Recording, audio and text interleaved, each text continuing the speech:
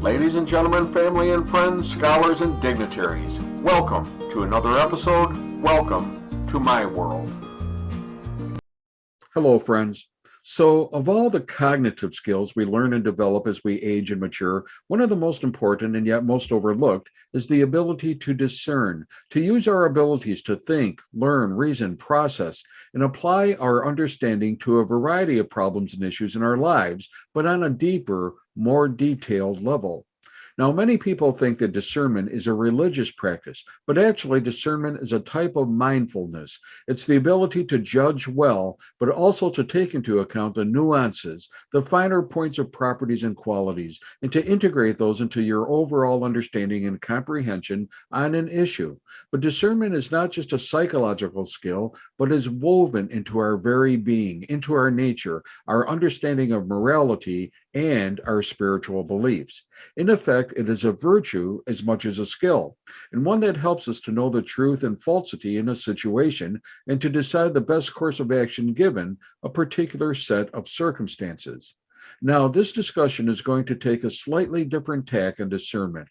I believe that to discern anything, the best place to begin is with your heart, and the best way to prepare your heart is with a prayer of preparation. You want to pray and ask God to show you the right way, the right decision, the right action, and especially the truth of the situation.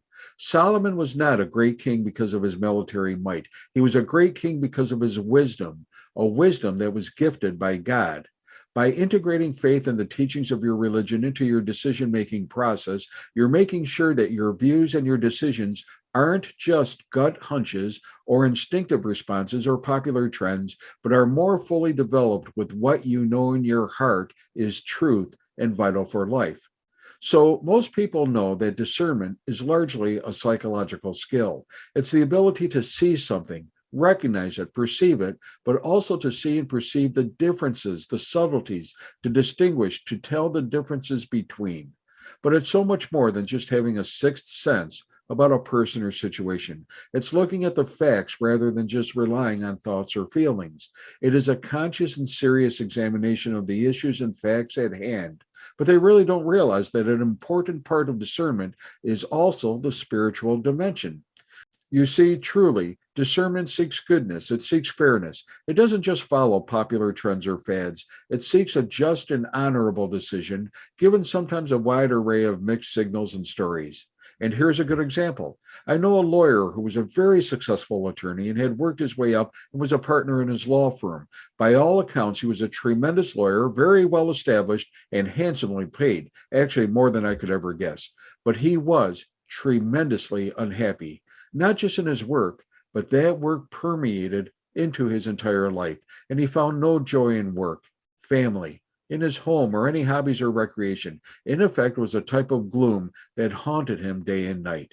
So he needed to think his life through. He needed to make a decision, and not one that came lightly because he had a lot riding on this decision.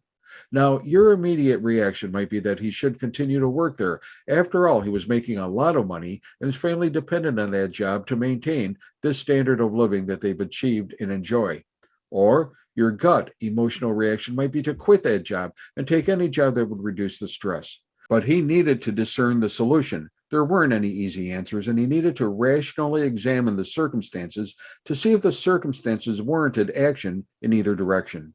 And as for full discernment, you may also need to take into account the morality of the situation. If he needs the job to support his family, if there has been something going on in terms of illness or even emotional health, or if this is something that can be easily corrected with a little guidance and support. Well, in this case, his discernment led him to the fact that a lot of what he was doing in his position was against the moral fiber of his being. Not that he was breaking the law, but that he was doing things he couldn't support in his own life. And in fact, it wasn't the workload that was killing him, it was the ethical dilemma he kept putting himself in and day out, violating his belief system. So, after a week of soul searching, he decided to leave the practice, and rightly so. He felt that with the given circumstances, there were no other options, that this was the only choice in life with the will of God and his responsibility to God and to his fellow man. Discernment is not the easiest way to go. And yes, sometimes you will be wrong. And yes, people will criticize you and even talk about you.